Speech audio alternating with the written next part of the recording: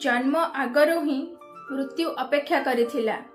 जन्म पूर्वरु ही दुख कष्ट लेखा थिला। माता देवकी पिता वसुदेव बंदीशाला बंदी थिले। जन्मस्थान दुखरे पूर्ण थिला। मामू कंसर अत्याचार चरम सीमारे थिला। माता पिता असहाय थिले। श्रीकृष्ण माता देवकींकर अष्टम गर्भ। पूर्वरु 6 भाई को मामू कंस मारी सारी थिले निज मरण भୟରେ।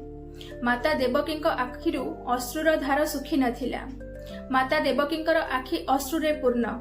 सप्तम गर्भ प्रभु श्री बलराम थिले, जहांकु जोगमाया देवकींक गर्भरु नेई माता रोहिणींक गर्भरे स्थापित करिथिले।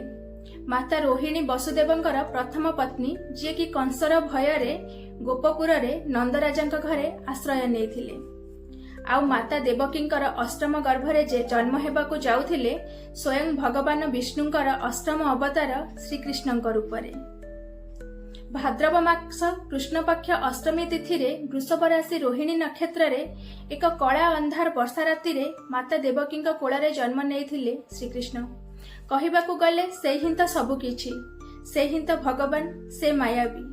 तांक मायारे वसुदेव सेई झड़ वर्षा राति रे जमुना नदी पार होई गोपपुर को जाई नंदराजांक घरु जन्म होइथिबा कन्या को आनी पुत्र को रखिथिले। जन्म बेले उपहार रे माता पितांक ठारू विच्छेद मिलिथिला। माता यशोदा और नंदराजा बहुत स्नेह रे लालन पालन करिथिले। छोट बेले खेलकूद करिबा बयस रे कंस द्वारा पठा जाइथिबा अनेक असुरं को मारिबाकू पड़िथिला। पूतना, तृणावर्त, अघासुर, बकासुर आहुरी अनेक। छोट बेलू ही कर्तव्य अनेक थिला। माता पितांकू बंदीरु मुक्त करिबार थिला। कालियार प्रकोपरु जमुना नदीर जलकू विषरु अमृत करिबार थिला। कंस को मारी माता देवकी पिता वसुदेवंकू बंदीरु मुक्त करिबार थिला। विधिर एमिति विधान थिला, माता यशोदांक ठारू मध्य दूर को जीवाकू पड़िथिला। धर्म रक्षा हेतु कर्म पाई वृंदावन को मध्य छाड़िबाकू पड़िथिला। मथुरारू दूरे जीवाकू पड़िथिला। देखिबाकू गले से ही तो भगवान, से राजा भी और से रंक भी। वृंदावन सहित प्राणठू प्रिय राधाराणी भी दूर को जीवाकू पड़िथिला। निजर अति प्रियर बंशी को छाड़ी सुदर्शन धारण करथिले। आ सुदर्शन धारण करी बंशीर ध्वनि भूलिबाकू भी पड़िथिला। जेउथिपाई अवतार नेइथिले धर्म को बंचाइबा पाई आरंभ होइथिला धर्मयुद्ध कुरुक्षेत्र रे। केबे गोपपुर रे लहुणी चोरी करी खाउथिले, आउ एबे हस्तिनापुर रे धर्म रक्षा पाई न्यायाधीश बनिबाकू पड़िथिला। धर्म बंचाइबाकू जाई केबे रणछोड़ तो केबे दुनिया तांकू कपटी कहिथिला। एई धर्मयुद्ध रे केते कोन बा न होइथिला, केते अभिशाप मिलिथिला। माता गांधारींक अभिशाप रे द्वारका नगरी बुड़ी गला। निज आखिरे निजर वंशर नाश हेबा देखिथिले। निजे बनाइथिबा अति प्रियर द्वारिका बुड़ीबार भी देखिथिले। विश्राम करिबा पाई बसिथिले आ जरासबरंकर तीर आसी पादरे लागिला। मृत्यु भी एमिति थिला। एई मनुष्य देहरे एई अवतार रे कौन कौन बा देखिबाकू न पड़िछि। निज वंशर पतन देखिबाकू पड़िछि, बर्बरीकर मस्तक देखिबाकू पड़िछि, द्रौपदींकर वस्त्रहरण देखिबाकू पड़िछि, आ भणजा अभिमन्युर अकाल मरण भी देखिबाकू पड़िछि। आउ जदि आपण भाबुचंती जे आपणक जीवन रे बहुत दुख अछि, आपण कष्ट रे अछंती, तेबे किछि लाइन्स ध्यान देई सुनंतु। बहुत हृदयस्पर्शी, हुए तो आपणक आखिरु लुह आसीजिव। दुख थिला मो जन्मर आगरू, जन्म हेबा पूर्वरु मृत्यु मो अपेक्षा रे।